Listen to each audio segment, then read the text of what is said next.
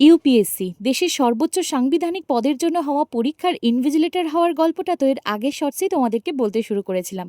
চলো আজ নিয়ে যাব পরীক্ষা হলের ভিতরে। সকাল 7:30টার মধ্যে আমার ভেন্যুতে পৌঁছে গিয়ে প্রথমেই জয়েন করলাম একটা ব্রিফ মিটিংয়ে। সেখানে সারাদিনের কাজ সম্বন্ধে আমাদের প্রত্যেককে ভালোভাবে বুঝিয়ে দেওয়া হলো। তারপরে পেয়ে গেলাম আমি আমার অ্যালটেড রুম। সেখানে গিয়ে আমার প্রথম কাজ ছিল বোর্ডটাকে রেডি করা। ঘরে এসে প্রথমেই আমার চোখ গেল বন্ধ ঘড়িটার দিকে। এই বিষয়ে কমপ্লেন জানিয়ে আমি শুরু করলাম বেঞ্চ চেক করা। আর এই কাজে একটা ভুল মানে কারুর পরীক্ষা বাতিল অব্দি হয়ে যেতে পারে। আমার ডিউটি পড়েছিল 4 তলায়, আর করিডোর থেকে এই ফুলে ভরা গাছটা দেখা যাচ্ছিল। কি ফুল তোমরা কি জানো? এরপরেই শুরু হয়ে গেল ফার্স্ট ফেজের ফ্রিস্কিং, আর এই সময় সত্যি ভীষণ নার্ভাস লাগছিল।